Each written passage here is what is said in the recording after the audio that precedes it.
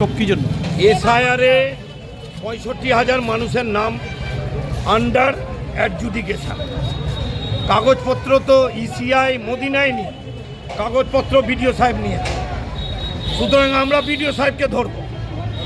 নাম যদি final voter লিস্টে বাদ পড়ে, জেনুইন কাগজ থাকলে, এখন এমনি এসছে, এরপরে ঝাঁটা নিয়ে আসা, কাউকে ছাড়া হবে না। ঝাঁট দিয়ে যেমন মহিলারা গ্রাম পরিষ্কার করে, এবার তৃণমূল বিজেপিকে পরিষ্কার করা হবে। সুতরাং এটা মহিলাদের হ্যাবিট, সকালে উঠলে মায়েরা ঝাঁটা নিয়ে পরিষ্কার করে। আমরা বলবো মায়েদেরকে তৃণমূল বিজেপিকে সাপোর্ট। এই এসআইআর বলেছিল হবে না মুখ্যমন্ত্রী, কেরালা করেনি, কেন বিধানসভায় প্রস্তাব পাস হলো না? আর বিজেপি একবারে আমার কাছে খবর, তাদেরকে অ্যাপস দেওয়া হয়েছে D2 ...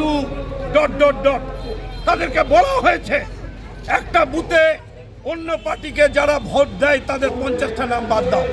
7 নম্বর ফর্ম নিয়ে এই যে দলবদলু নেতা বাড়িতে বসে সব করেছেন, ছেড়ে কথা বলা হবে না। প্রকৃত ভোটার বাপ দাদা পূর্বপুরুষ ভোট দিয়েছে, কি পেয়েছে? মুখের মুলুক।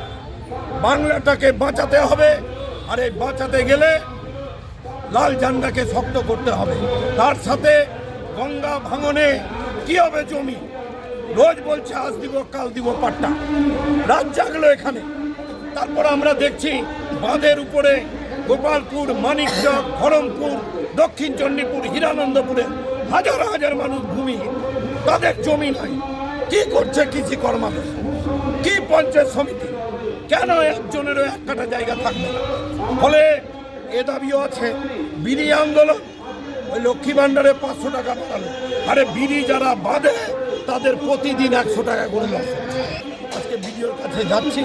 আরও আমরা যে ইশতেহার তৈরি করেছি, নূরপুরে হিমঘর, মুত্রাপুরে বাস স্ট্যান্ড, মানিকচক রাজমহলে ব্রিজ, মানিকচকে ব্লাড ব্যাংক, আমাদের হচ্ছে দমকল কেন্দ্র, স্টেডিয়াম, নারী দিরাতে ব্রিজ, আজান ঘাটে ব্রিজ।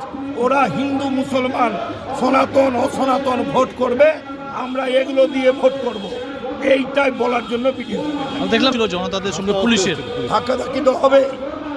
সাধারণ মানুষের ক্ষোভ আছে। এখানে যে আরো বড় কিছু ঘটনা ঘটেনি, এটা রক্ষা। পুলিশকে বাধা দিচ্ছিল, পুলিশ তো বাধা দিচ্ছে, পুলিশও বিরক্ত। বিএলওদের বিপদ যাচ্ছে। একটা বাড়িতে ব্রাহ্মণ গ্রামে 5,000-6,000 লোক বিএলওকে ঘেরাও করছে। কি করবে তারা? বাংলা আবাসের আইডেন্টিটি, 5 to 9 এর আইডেন্টিটি, যে